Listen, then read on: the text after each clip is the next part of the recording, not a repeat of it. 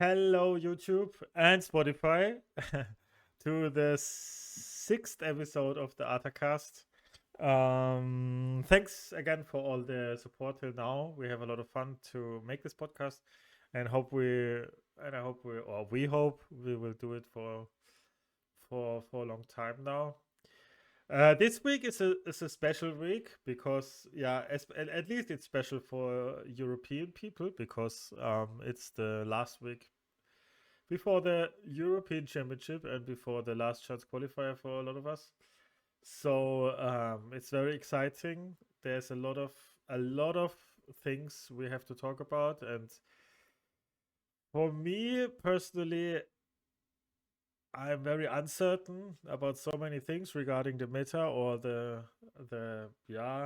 just how it will be in the LCQ regarding the card game in itself. Um, so I'm not super. Yeah, I mean I'm hyped, but I'm a little bit afraid of.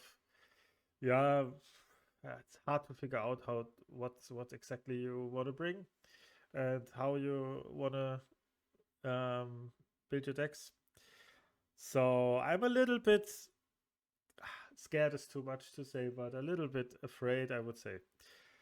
How are you, LD? How was your last week testing? What did you have now? New insights? Did you change your deck? Do you play red steel now, or how was your week? No, nothing that extreme. No, my week's been fine. I'm in a different place right now. Apologies to YouTube people if my camera's not as good as possible.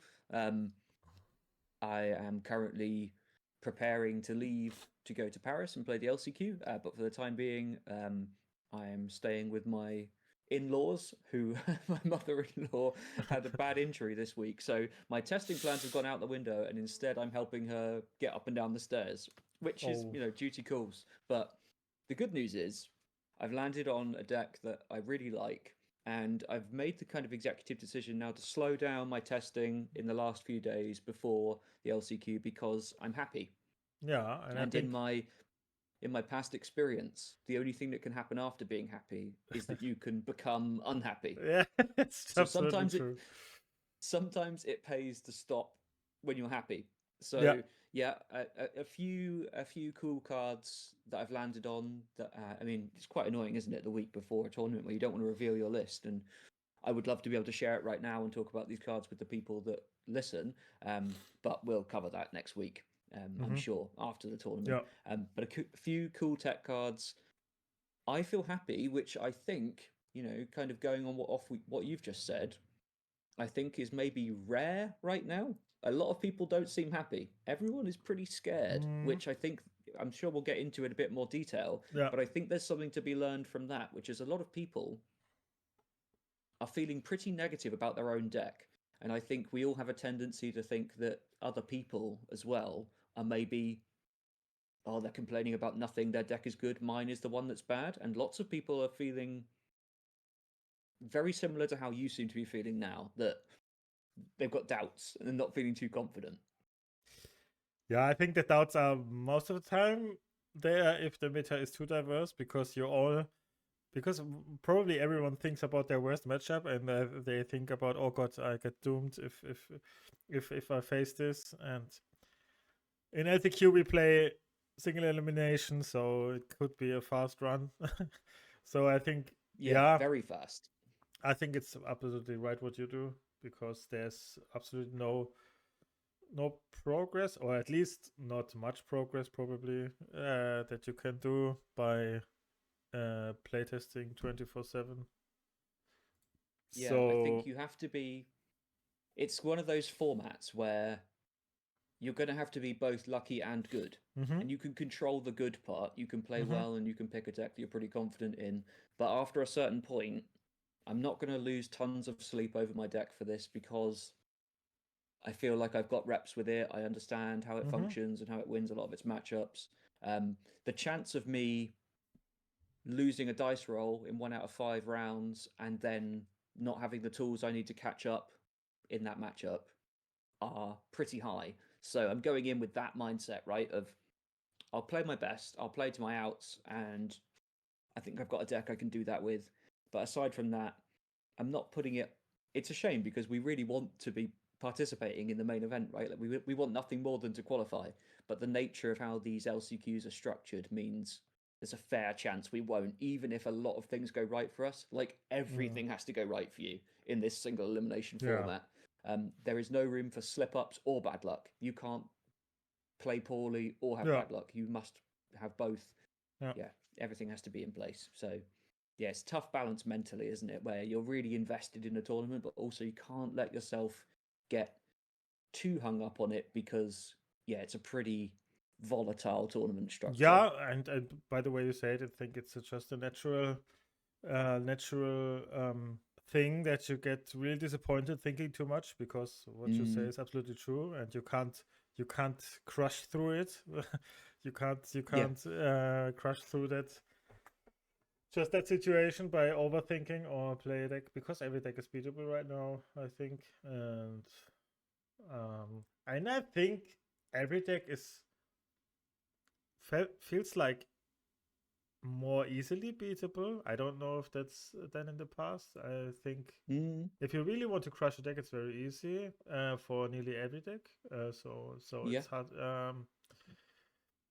So you should either get lucky and don't face your bad matchups, or just try to have a even thing against everyone. And I think that there's no objectively right answer to that. So probably just don't think too much. That's what I'm trying. Trying to not think too much. Regarding private things, I have also something to announce. It's not too much, but I think it's much, but it's not too much in German manners. I will marry on Wednesday, Maria. Some of you might know her because she's also really active in Radio. But to be fair, it's not the real wedding. It's just the official thing. So a lot of going on for me this week. But we will marry in May next year. The real wedding. I don't know. Is it in England too like this? That you separate the official wedding with the real wedding, or is it some people do? I was going to. My wedding is also next year. I was going to, but we've since decided to just do it all on the same day. But I think it's getting more common. It's still pretty rare here, but more people are doing it. That's fun for you. Very busy time. Very busy, but I think it helps also a bit for Lorcana things, because I don't think too much if I'm distracted by wedding. That's kind of how I felt about this situation this week, which was that I was, over the weekend I was testing games with people and then thinking about different cards. I'd wake up in the morning like, oh, maybe I swap this for this one of. All I'm thinking about is these micro card decisions, and then like someone in your family has an accident or something, and all you can think about is, okay, well, I need to help them like stand up now. That's a much more pressing demand than this card. And it helps you just put things back into perspective and help you can just slow down all of the overthinking about the game. And it's really useful sometimes. So it also maybe you'll have the same. And also it allows you because at other times I thought, I have to think more about the game and test more. But now I think marriage is much more important than this game. So I'm happy to not overthink right now, because I will, marry. That's the private things. What happened else? I played against Noimnot last week. Maybe you saw that. Good games. It was good games. I think the first game was really, really unlucky for him, because he missed 1 and 2 drop, and I had the official punishing hand for that. So I had a double Murfolk opener when he doesn't hit turn 1 and turn 2. I think that's hard to catch up for him, so it was nearly a non-game. The second game was really wow. It was very, very close, and I was kind of overwhelmed that I lose that because I thought I had it, but somehow he came back, and Mm. was a really photo finish, you could say. Um, yeah, there were so many decisions in this game. Probably something I did wrong. Probably maybe something he did wrong as well. So that's a game that you see you have always uh, options to improve yourself because Mm. it's very hard to play such a grindy game very perfectly without any slight misplays, and slight misplays can also could also depend in such games because I was on 19 and he on 20, so every quest decision probably mattered in this game. um Yeah. yeah, I think, and the third game, I think Clarabelle just won me the game just straight away. Yeah. And Probably. but specifically, I would say the way that you played with that Clarabelle in game three, and for anybody listening that didn't see those games, certainly take the time to watch game two and three if you're interested in improving this matchup from either side. There's a lot to learn. Game two was really interesting in terms of how much slower your opening was on the draw versus Yeah, on the play, which obviously that's so obvious, and that's yeah, I'm not but offering a lot of in, it's but important, it was yeah. so different to the first game that even when things seem to go about as right for you as they can, Red Purple does have the ability to put the brakes on, and you were way slower out of there. You took a much longer time to get to that sort of law threshold where you're threatening to win, and that was eventually the thing that kind of swayed that game. Was just if you opened up a little faster or hadn't he hadn't had the responses he needed for your early plays, the end game wouldn't have been quite such a slog. But the third game, there were multiple turns where he was very clearly digging for be prepared. It was like this is a board that you sweep, and the Hmm. fact he's not doing it is an indicator, right? He doesn't have to be prepared, and he's looking for it. Um, you're down to one card in hand, which is a big Clarabelle. You have the 7 ink to play it, and you've gone multiple turns without playing it, which in the end I think was a brilliant decision because it's the perfect thing to play after the be prepared, and you're happy to just slowly quest. So I want to talk to you about that and your mindset around it. Is that what you were thinking? That you were holding this, thinking, okay, this is great to jam after be prepared? Because I think I would have got tempted to just slam it and draw the cards because you were getting 3 or maybe even 4 out of it at some points. Yeah. I mean, there were multiple turns. What was really close to play her, Mm. but um, that was very, very high value information probably. But I thought most of the time, if I have something else to play first, then I just play the something else because Yeah, sure. he will dig more and more for for his B prep. Hmm. And if he digs, he draws more cards, and if he draws more cards, I get more out of a Clarable. So Yeah, makes sense.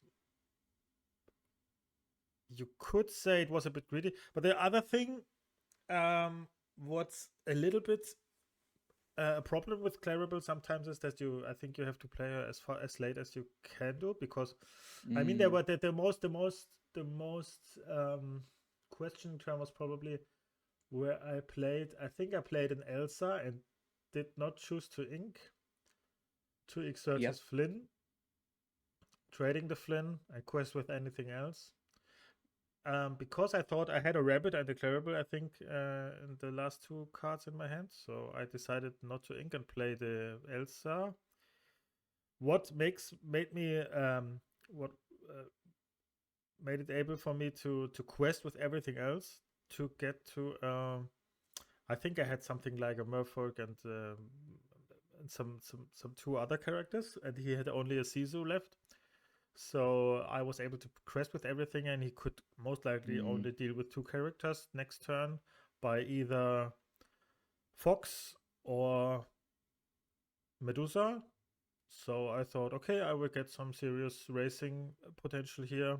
He will need to remove my characters, and even if he pre-preps, I have my rabbit, and then I how do I say it? I stall one turn before I play my Caribou by playing the rabbit. So the problem is, I thought I need to be on a serious low amount to make the Clarable winning my game, because in the end, even in the end, you saw it, I draw 5 cards or so, but if I would be the same lower than him, then it gets still if you then place the Tremaine and then something else or something, then I have still problems. So I think that the racing really matters in that situation, especially against red purple. I was thinking about it as well, which was that because it was so clear that he was in this dig for be prepared cut type situation, the longer you force him to dig before you Clarabelle, or the longer he keeps digging, the more chance there is of him also playing other things that would have been more relevant post be prepared, like with Tremaine, for example, which is that if you've seen them go through multiple turns where they're trying to do whatever they can to slow you down because they can't sweep the board and they want to, there's a chance that they play out those things that they would really need to clean up the Clarabelle as well, which is like further reward for holding it, because you increase the chance that when you jam it later, it really does stick around for multiple turns. You get more out of it. Yeah, and I knew that the next turn is also saved because I play the rabbit. Draw most likely in 2 cards. Not most likely, but it's some kind of likely that I draw in 2 cards, either a 1 or 2 drop to play beside the rabbit. And then if you be preps, I draw a card of the rabbit, so I draw 2 cards, and either one of those has to be an inkable to make me play the Clarable then. So I think the risk was not that much. And the problem is, if I had played the Clarable, then the next tricky decision is, what do I do with her? Do I just stick her? Then he quests with Flynn and Sisu and plays a Medusa on another character or something. Do I still stick it? At this point, he started to race then, and then it's at least I secured I could race at this point, and I need him to react all the time, and that's what kind of happened then. So I was really happy with the play there. Some people told me I thought it was very risky because I was pretty lucky to draw all these cantrips afterwards. I think I drew some multiple genies or something. I don't remember correctly, but the problem is, I think that's not really downside, because if I wouldn't have drawn these genies afterwards, I would just play the Clarable. So I think that's I mean, that I drew the genies or the cantrips, I don't know exactly anymore, made me play the Clarable even later. But even if I didn't draw them and I would have played the Clarable then earlier, the Clarable play wouldn't be worse than shifting it in that spot that I was. Problem is, when I shifted it, I couldn't raise. That was my biggest concern. Because if I quest with her, then he just play a Maui, and then I mean, I draw 2 or 3 cards or something at that spot, but this super high value Clarable in this losing so easily it's not very, very good. I just thought that was a really interesting little sequence that seemed to play out how you needed it to, but at the end of the game I was just left thinking that was really, just like the opposite of greedy. Like I can understand that some people might think, well, you're being greedy, you should just play it and get your cards or whatever, but like, to me it was very disciplined. It was a controlled, less risky play. It just seemed like a good amount of discipline in that game that eventually got you to where you needed to be, and it would have been very tempting to make other plays, but I liked what I saw. It was a good game, really good. I did a misplay in game 2 and people were crushing me, but please don't be rude. It's very hard to make some posts were really, I don't want to say hurting or something, but kind of rude, but okay. I inked the Go-Go one turn where I would have won with it next turn. if I wouldn't have inked her to draw more out of the Clarabelle. But I can tell you, at least you can still think it was wrong.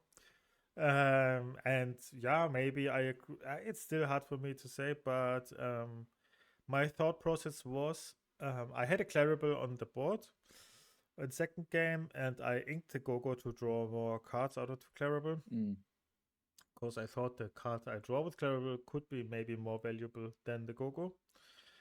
My thought process was, in this situation, he needs... It's like a play for your outs or play for their outs, you could say. He needs a B-prep to even stand a chance in this game. So I just assume he has a B-prep. Because I played the Ursula. I know the people were saying I played the Ursula. I saw no B-prep.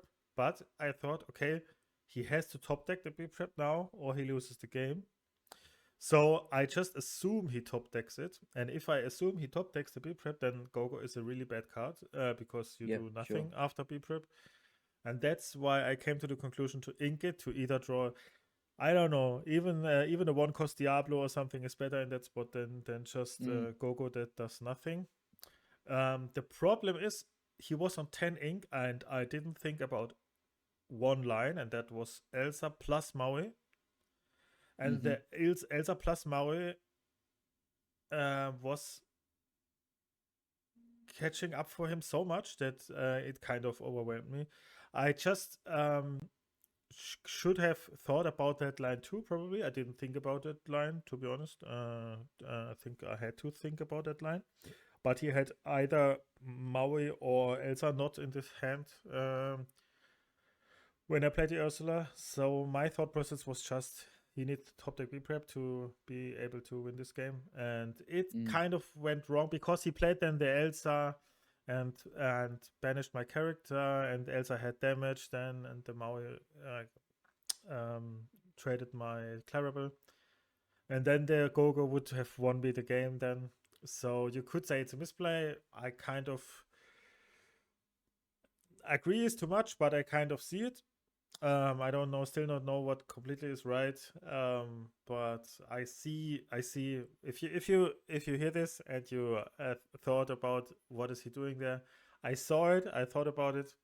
Just want to say what my thought process was there, and I don't think it's that clear of a misplay than people say. But I can see that it was probably wrong. So that's my conclusion now. Yeah. Cool. Okay, that was the game. I think it was very fun for me. Also, shout out to Noimnot. He's just a very cool guy. It was so fun to talk with him. Between the games, it was such a cool atmosphere. Not very competitive, just a fun thing. I really enjoyed playing with him. It was after the first game he talked with me about WoW, which character I play in WoW Classic, because we both started WoW Classic recently, and yeah, it was very fun. Also in the last game, it was very fun where he, I mean, like 4 or 5 turns in following, he asked me how much cards do I have in hand, and always I said 1. 1, and then I asked we started laughing at some point because at some point I said, and you? 5 6 because he knew it was the Clarabelle in my hand, and every time he asked how many cards, 1, and you? 6. It was very funny. Yeah, I think it was for me at least, it was very fun. And today, by recording today, I play against Dale. I don't know what Pavel's doing. No shout out to Pavel because he... no. Big shout out to Pavel because he organizes all this. It's such a... I think the community is... They speak in one voice when everyone says this LCCC thing is a great thing for the community, for the game. So big shout out to Pavel. But why do you have me... I mean... NA plays 2 green steel decks, and I have to play in 3 rounds against both of them. So I think that's not very fair. And I don't know why you punish me this much, but yeah. let's see what's Because you can win. You get given it because you can win. yeah, probably. I mean, by recording, I think there's two people that are still undefeated, and that's Moyen and Frank Carsten. So they are probably set for top 4 probably right now. I calculated it. It's one player will go 4-0, and then 3 will go 3-1. 4 will go 3-1. So 1-3-1 will not make it to top 4. But if they won the first 3 rounds, then they will probably be in there because of tiebreakers, I assume. Okay, yeah. Yep. Yeah. Cool. So that's it for last week. Now we talk about this week. Yeah.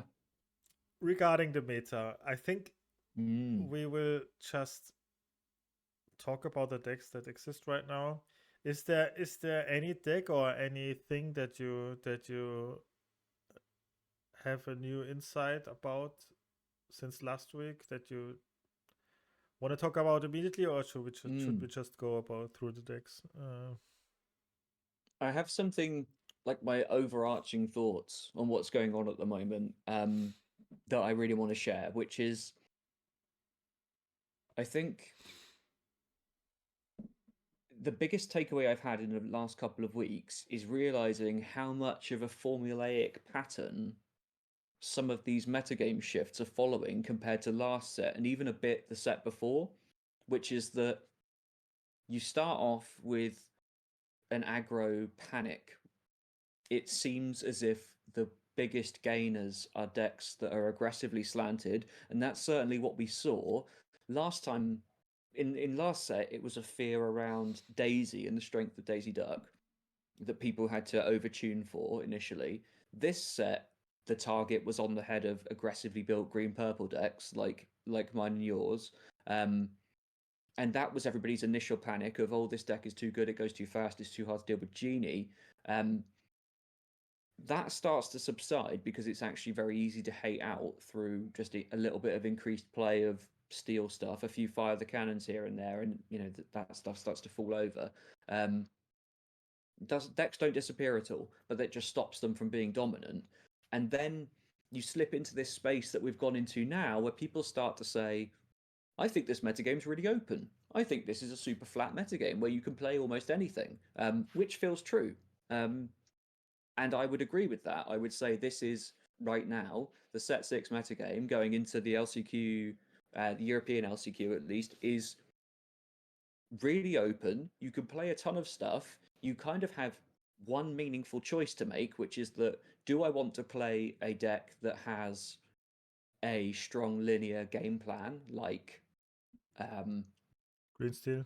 Like Green Steel, like Amber Steel, even Green Purple now has strong linear runouts. Or do I want to play something that is tuned to beat a deck that has more polarized matchups, so some that are super favored at the trade-off of having some that are bad, and play a deck like Purple Steel, for example, where if you thought the room was going to be full of Green Purple, you'd be really happy. However, you would feel really sad in some other matchups that get kind of crushed, where you get kind of crushed rather. So you're kind of picking between one of these decks that's always been pretty good, or something that's a bit more of a metagame call shot into it. But the end result, the upshot, is that there are like 8+ playable decks. And the only thing going over and over in my mind, in terms of if I had to pick something that I think is really good, is that I've got intense deja vu. We've been here in this exact position 3 months ago, 3 to 4 weeks into a metagame. We've gone past the aggro stage. We're now at the everything is playable stage. And then suddenly everyone remembered that Green Steel exists. It came back out of nowhere and started smashing everyone. So if I was going to have to make a call, I think Green Steel is due to win something soon because it's not any worse than it's been. It got a couple of potential new tools, and it just preys on these situations of people forgetting it exists. And seems like maybe a difference with Green Steel this time round is that answers to Genie are also answers to Diablo, and like Diablo has trouble being so good because now like these two cards need really similar things to interact with them profitably. I don't know. What do you think? The thing with Green Steel is, for me personally, it got worse because Okay. Just from an objectively standpoint, every other deck nearly got something that made the deck better, and Green Steel got nearly nothing. You could say Pluto or something, but it's not very meaningful, I think. Yeah, So from objectively standpoint, I think at least if Green Steel was, if the meta game last set was kind of even, then it must be worse because every other deck got better. Also, I think I'm less afraid of Green Steel than in the past a bit. With Green Purple, especially. Yeah, because I have way more tools, or at least it feels like I have way more tools. I have way more cards that are problematic for them. So I think the matchup Green Purple versus Green Steel got better. And I could imagine it's the same for some other decks. That doesn't mean that Green Steel is not a powerful deck, but it feels worse. I don't know if you saw the match against Moyen against Sen yesterday. No, I missed that. No. There was Moyen won. Things happening. Moyen won. I did see that. And the games on the play for Moyen are really hard to lose, I think, for Purple Steel. Okay, yeah. Yeah, it's just they need to commit something. The Green Steel deck needs to commit something to be. For example, it's very risky to play only 4/1 drops. To be really punished by every aggressive deck. If you miss your Diablo 1-drop, it's so hard to catch up. Kids are almost everywhere. What's punish Ursula and Diablo a bit. Genie is a problem. So that doesn't make Green Steel a bad choice, but it lowers the power level for me at least a bit. But that doesn't mean that Diablo Shift Cove is less powerful. I mean, the second game against Moyen was then the exact opposite. They Sen opened Diablo Shift Cove Storm Rage on, and I think that's not a winnable game for.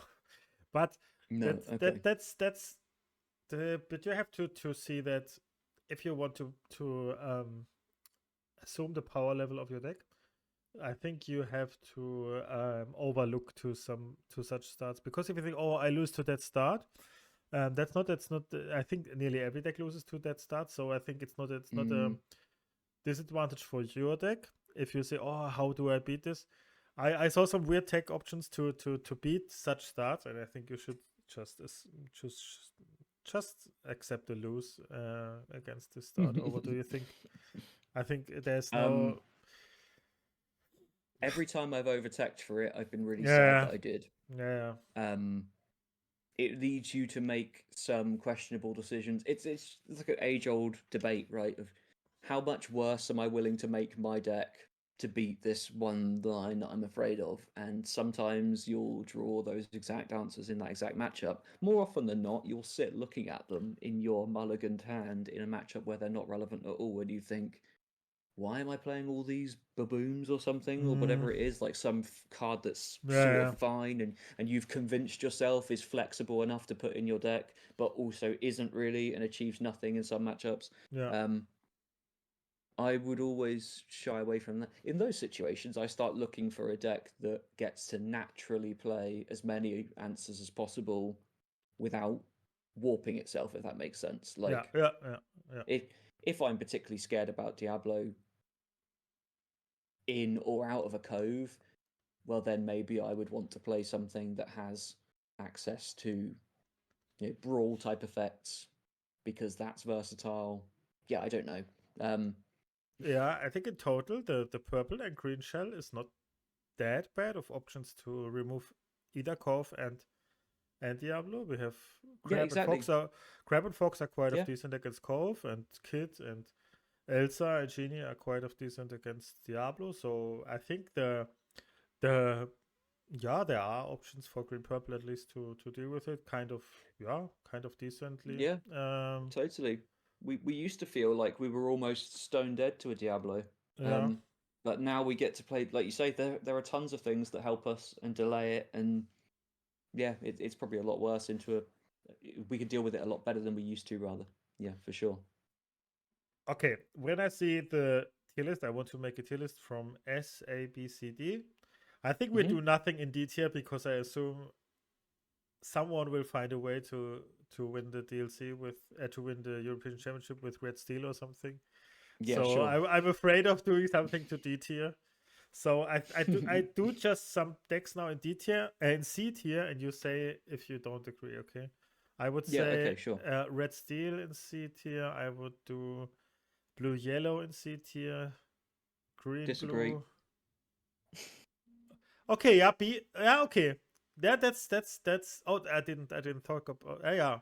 So what would you say? Blue, yellow, B. This is a B. It's It's B. B. Yeah, Least. that's fair. Yeah. Enough people are interested in Yeah. that deck. If you've been watching the LCC, L and a number of Cs, if you've been watching that, then yeah, you'll see that there is a growing movement behind this color combination, and it's a really compelling aggro deck. I think it's good. Yeah, it's okay. It's at I least think playable. the thing is what I think about is like it's very very bad against purple because of Fox and Crab, and then can you play something right now that is bad against purple? But I don't. I see why it's not C tier. It's B tier. That's Yeah, totally sure. true. Yeah. Green red is C tier. I would say. I keep hearing that people are working on green red. Green red. You hear whispers. You hear whispers about green red, but none of them ever seem to turn into anything. You hear people say, "The green red source is coming," but where is it? I never see it. I'm happy to. I'm happy to get keep surprised. it C for now. Yeah, exactly. If someone surprises us with green red, great. So then I would say, what do we say about purple yellow? That's tough. I think you have to put it in B. Yeah, probably. It still exists as a deck that some people. That's like the perfect example of what I'm talking about. Something that has some very polarized matchups. That actually going into a format like the LCQ, there will be some players that actually just like their chances with something like this, and you can play into the polarization, can't you? Of get the good matchups and just crush them. Yeah, I see that. And red yellow, also probably. It's C for me. Those other two decks you've got in B, I would rather play better. over red yellow. Sure. Yeah, probably. Yeah. So, I have a spicy opinion now. Yeah. But we will come to that later. Let's do the. I think we made the A and B tier now. The B and C tier now, but there are arguments for one or two decks that could still be B tier. No, I think green yellow is B tier for me too. Probably. Yes, I agree. Yeah, I totally agree. Yeah.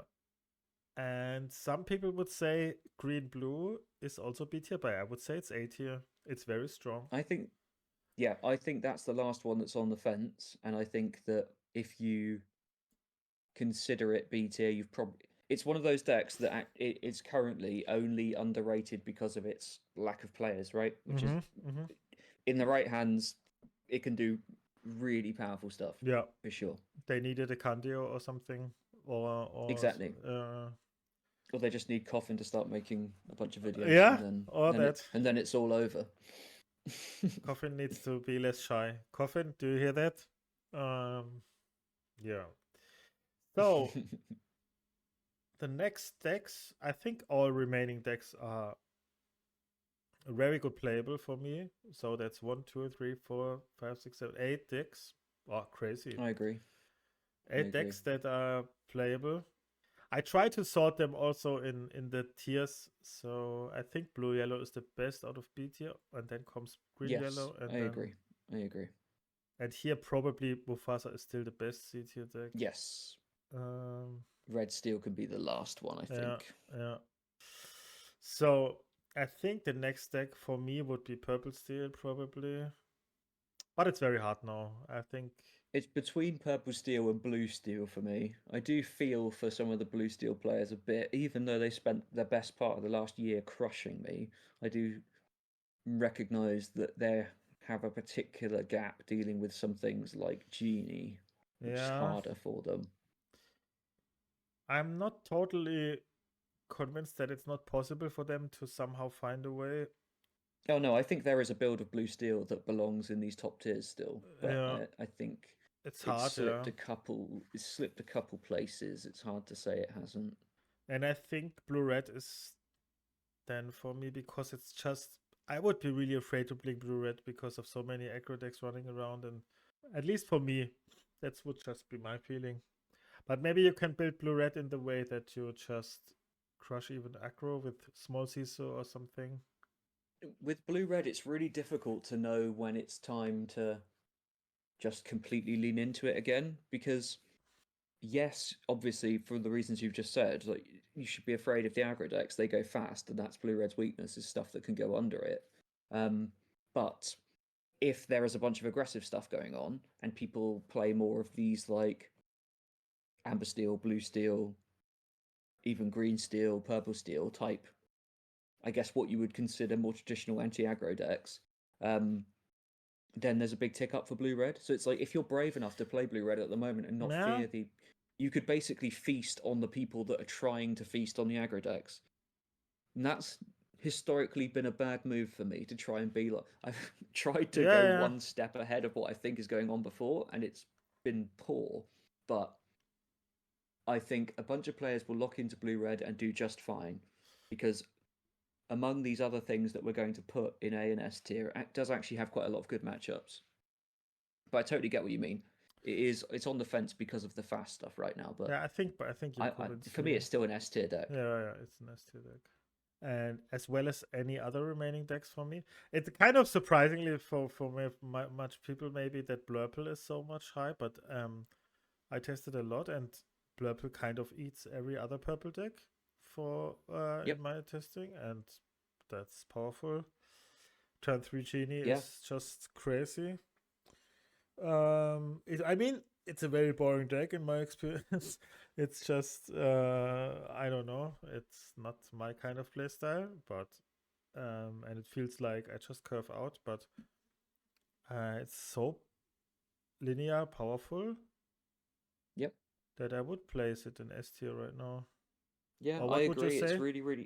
It's really high at the moment, and Blurple feasting on other purple decks isn't really anything new. It's always been the that's purple true. decks are like they're like greed battles, right? It's just who can go fast enough that they pose a threat, and then sort of turtle up and start drawing a bunch of cards, such that you expend your resources dealing with that threat, and they drew a bunch of cards behind it. So right now, what that looks like is slamming a turn 4 Genie, do whatever you like on turn 5, and then buy yourself some space to play a Finders Keepers. Massive grip of cards, also a good board that has to be answered. It's really, really brutal in these purple mirrors, and Blurple is so good right now into those, but it still has some polarized matchups. It still struggles against some of the other things, but it's in a better position than it's ever been in. Yeah, it's beyond playable. It's really, really good, and it does eat a lot of these matchups.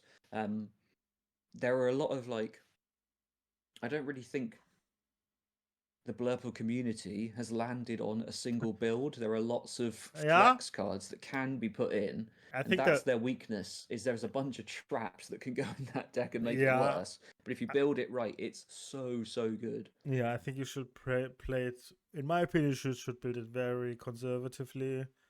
Like just play a bunch of big Elsas and big Hades and something.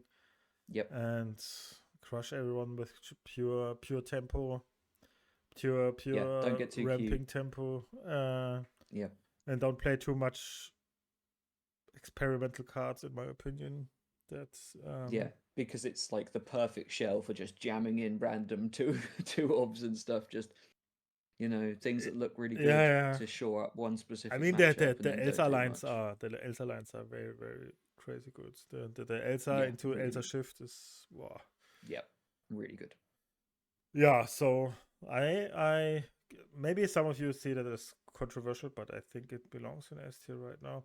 But as I talk about it, I thought, why is purple still not S tier and blurple is?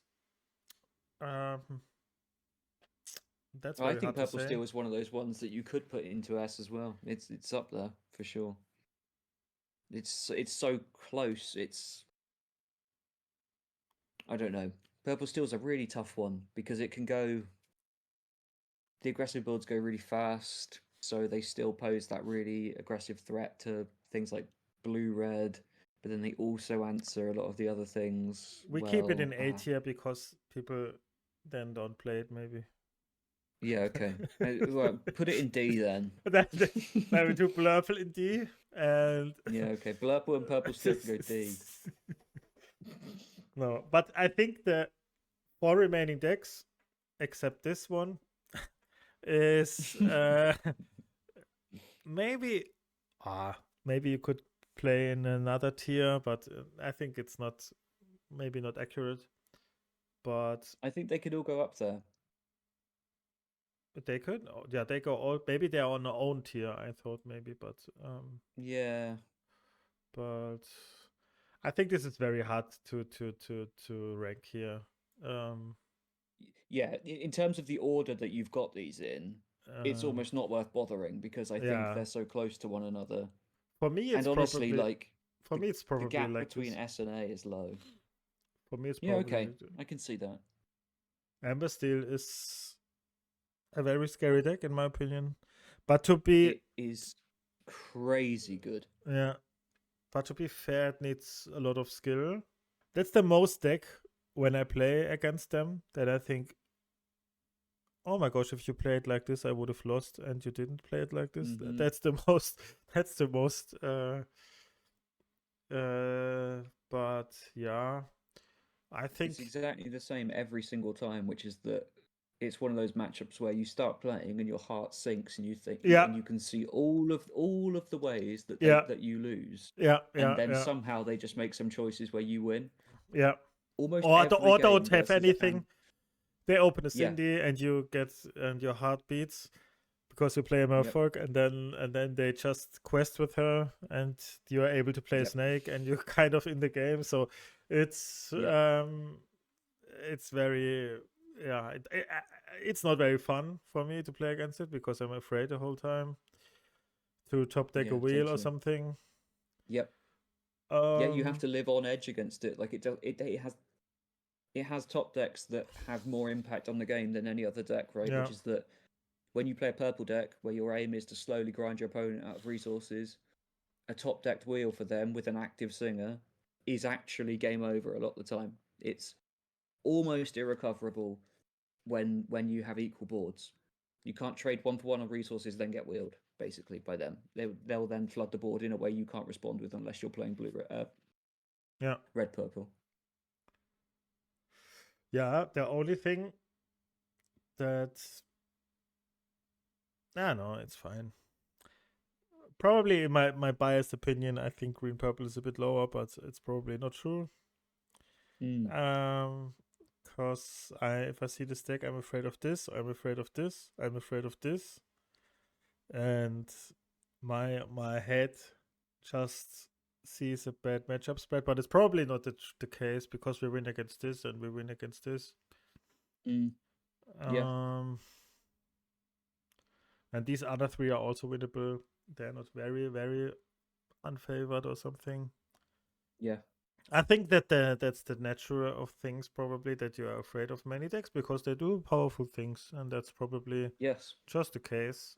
And the only deck probably that you're not afraid on turn 2 or something is probably red purple, but it's just yeah, just yeah. how But can you even say it? against them, you can Yeah, be. You know, if the turn two is Flynn, yeah, and and then then you see the Sisu, Sisu, yeah, there are some decks and some hands that can't keep up with that. yeah, Yeah, that comes back to that sort of phenomenon that I was mentioning right at the start of the conversation about right now everyone, or at least lots of people, seem to feel like their deck is poorly positioned. Mm. And it can't be true for everyone. So the question is, why do we all feel that way? And as Yeah. far as I can tell so far, the reason is just that as the quality of cards we're playing with in these decks is every new set brings the quality up a little bit.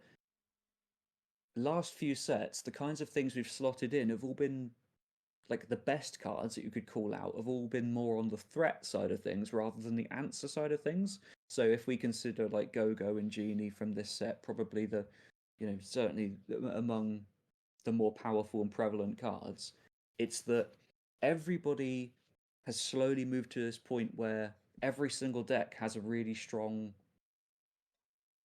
not linear, but at least like they all threaten to do something really Mm-hmm. powerful that you, as the player going second, will always be under pressure to keep up with or to prevent.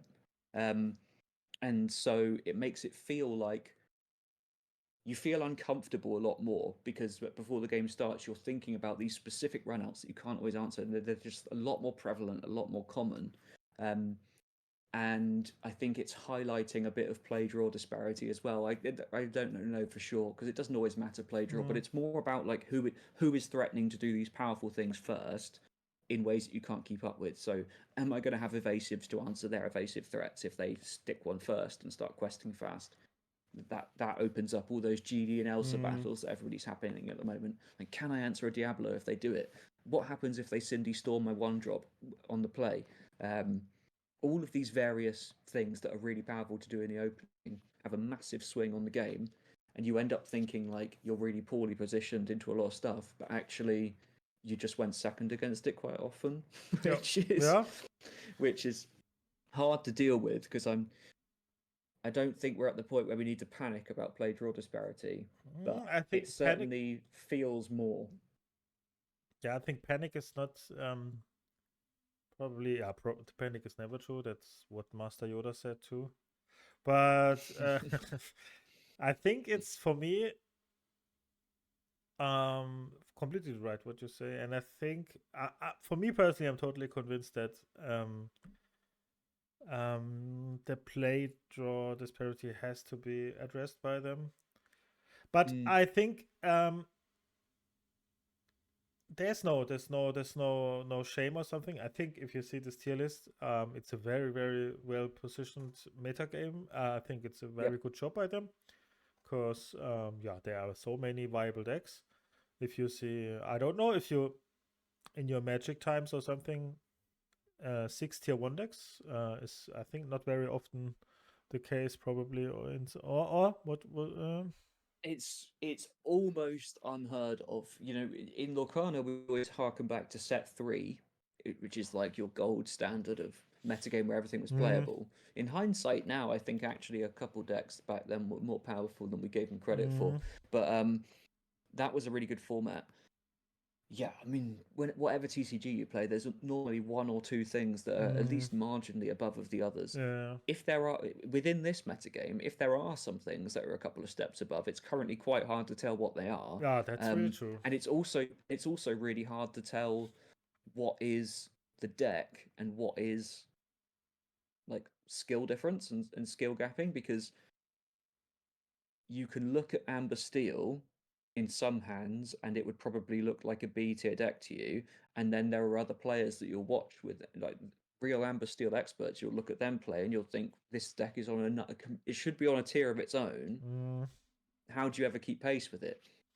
Similar to the effect that we've seen with people in their evaluation of green purple recently is, well, they've seen you take down a big tournament week one, then you've done well through the LCC. There's probably some amount of bias going on there, that they've seen the deck operate at a high level and it makes the deck appear better than it is. But across the board, average pair of hands, average skill level, the metagame looks really flat and you could play any of these decks really. You'd probably want to be cautious with playing any of those ones that we've put in B or C. mm, Although, with the exception, I would say that blue yellow, I think, has some real legs and could win you a lot of games. This stuff is so playable, and I just hope. Like, I love being surprised. I love being surprised by like random source and cool new ideas and everything. And when players turn up and crush a tournament with some really innovative deck, like nothing makes me happier. But I do hope that this is what it actually looks like, and not just read on the format, and then it turns out that actually a couple of things were way more busted than we realized, and we're not living in a dream world. But if it actually plays out as flat as it looks, then we're in a really good spot. And I think going into the set champs after Christmas, yeah, it'll be a fun season to be a part of for sure. Yeah, I think but I don't that's a really good job. But I really hope they address the. For me personally, it's just convincing since 2 weeks or something. That they need to address the play draw disparity. I think there's no harm or something. I don't want to say you did a bad job or something, but the problem is if you play on the draw, it's always a uphill battle for yes, and I don't know the reason why it should be. I think you should target it by not format things. I think they learned their lesson probably that it's not the two game format the solution for this probably. I can imagine something like the coin in Hearthstone could be very, very, very good for this game. Do you know the coin in Hearthstone? Yeah. I thought about it a lot. And I'm more skeptical about that. Really? I don't know. I think no, I completely agree that at some point it will need looking at, because I just think the higher the card quality gets, the metagame will stay kind of flat. And when you've got a flat metagame, it really highlights if there is a disparity between play draw, it'll become more apparent than ever in a flat metagame, right? Because that's true. You're not seeing these polarized results driven by decks that are head and shoulders above the rest. So you'll feel it now more than ever. But I don't know. I just get really scared about like any major rules changes, and I do think that there is some disparity there. But all TCGs have some disparity, so it's like I need more data, but maybe I think at some point something will have to be done. But to me, I'm not convinced yet that it's time. But I get okay. That's very good to hear, because the problem is, I think that's correct what you say. Every TCG has disparity and it needs it probably to be kind of appealing. I think every TCG needs some kind of systems that make it possible for the worst player to win. To be it sounds weird, but it's actually kind of important for that the game is very popular, because if always Senseed wins every tournament or something, it's not very, very appealing for many people. Everyone should be able to go to a tournament and be able to win it, no matter if they are slightly worse than other people or something. Skill needs a lot of influence, of course, too. That's obvious, but we need some kind of luck influences as well. And if it's the play draw disparity for this game, I think that's kind of a valuable insight from you.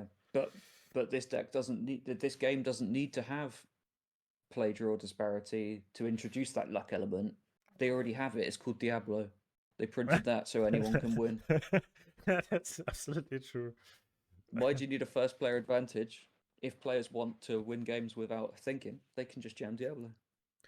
I just thought about just to relieve our hate. Sorry, community, but we need to relieve our hate a bit.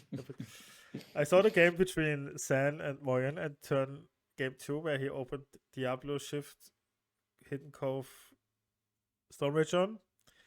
Then there were on turn 2 a 3-cost character on the board. Yeah. A 3-cost spell was played, and the Cove. Yeah, okay, the Cove is kind of fair for cost value, but I mean, 2 3-cost cards on turn 2 is kind of weird. Yeah, kind of weird is a light way of putting it. Yeah, that's very weird. Yeah. I would But call it fundamentally messed up, but I mean that's just yeah, me. I'm biased. no, I have my it still is. biases. And I I can have my see, biases, and most of them are against Diablo. Yeah. and many people ask me about banning Diablo. I mean, we talked about it a lot, but Mm. yeah, I think we won't come to a conclusion. I think it's probably not good for the game because just not overpowered, but very unfun to play against. Yeah, Like Bucky exactly. Like was. despite the amount that I hate it, I would still say I'm anti-ban. I think that bans should be reserved for like only the Yeah, most really egregious examples, like Bucky, that sort of like thing. Gogo Tamago. Yeah, or Goat. Yeah, or Goat, or every Yeah, other purple card. yeah. Yeah, I would still be anti-ban. I think that eventually it'll work itself out, but the issue is that every time you see it, it is a bad feeling, Mm. which is fine. Like you can't always feel good, can you? Sometimes you have to feel bad. Yeah, that's true. I mean, Amber Steel does similar things sometimes, but yeah. Yeah, you can feel similarly sad when you see a turn one Cinderella. So, Yes. I think we did a good job with this tier list. I'm very proud of us. yeah, I think it's good, and I think there's some things that some people will find surprising, like how high Blurple is, that sort of thing. But Yeah, I think if you I, watch this, you can always leave a comment. We're happy about comments. yeah, If you yeah. say what are you talking about, Green Red is S tier or something, Mm-hmm. that's always good to hear. Maybe I think you can make arguments for Purple Steel being higher. You can make your arguments for but then it gets close. I think Blue Steel is worse probably than all the other decks. I don't know. It Yeah, depends on how it's built, doesn't even it? that is not super clear. Yeah, even that is not super clear. Yeah. That's true. Yeah, that's true. But I think the thing to take away is that yes, there could be some movement here, but the movement we're talking about is like marginal, right? Which is that which stands to show how close in general these decks are. The harder it is for us to make these movements between them, the better or healthier the format is in theory. It feels like it's a good spot. It certainly feels like it's a good spot if you love purple cards. If you hate purple cards, you're probably not too overjoyed about this metagame, but do you know what's not a good thing is for people to mm-hmm. actually make a clever deck choice because you can't. It's like in set 3. Yes. You can't. In set 2 you say, 80% red purple, I play Steel Song with flutes or something, then I crush them. But yeah, I think you can just roll a dice which deck you play, and then it can still be wrong. So Yeah, but that's a really valuable takeaway. That's what we've learned in the past, that the wider the metagame, the more you should play your comfort pick. yeah, There's less scope for just hating out some top deck here. yeah. The more you hunt for an answer, the more crazy you drive yourself because you realize every deck just has relative merits and disadvantages, and you're looking for for a single answer to a question that has 8 answers. Any one of them, whatever you enjoy, what you're the most comfortable with, what you've got the most reps with, in general, is going to outperform a niche targeted pick in this kind of environment. So yeah, it's coming up to LCQ time. By the time this actually goes live, it's going to be really close to LCQ time. But so maybe I'm a little behind saying this to people, but just chill out. Like play what you like. It's time to play your comfort pick again. Until the actual European Championship shows us that there was a single most broken deck, and we all should have been playing it the whole time. And it's Green Steel Diablo. Yeah. Probably. Yeah. I don't know, but we will be. Maybe there is still someone brewing a kind of broken deck, and we all don't know about yet. Yeah, well, this is the hope, isn't it? It's that people have been a lot more secretive with their brews this set, and from the perspective of the viewers consuming content, it's probably been a little more frustrating than usual because people are holding some things back. So hopefully that pays off and you get to see some really cool, surprising stuff down the line. But I don't know. I think that my opinion is we know what's out there. Yeah. And any secrets are probably going to be A tier at best. There might be a deck that surprises you by being viable when you wouldn't have thought it.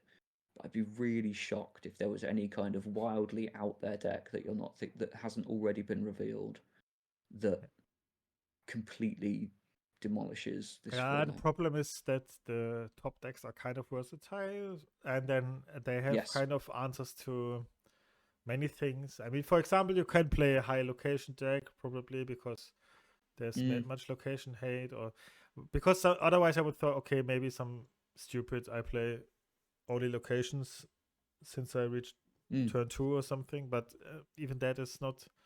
But yeah, we will see. We will see. Maybe there's a strong combo we didn't think about or something. Yeah, I hope so. It'd be fun.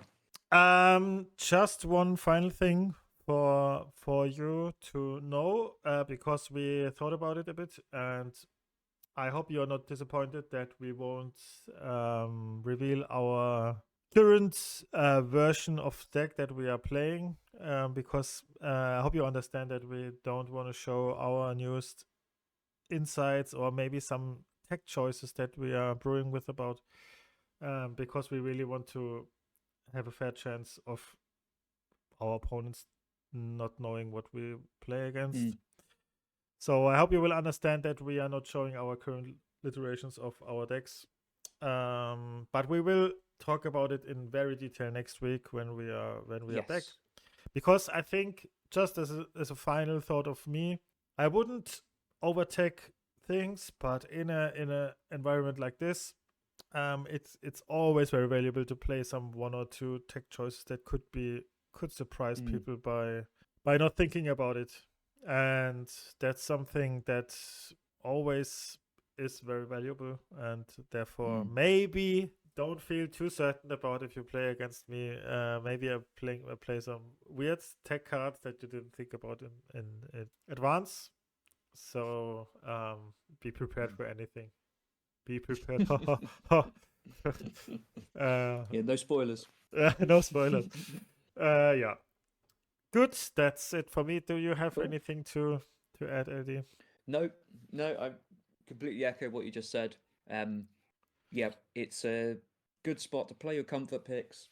Couple of flexible bits of tech that I think if you are going to make these techie choices, make sure they're also cards that are good in a vacuum, right? Which is that's of course without revealing what I'm trying to do, I think you need to play.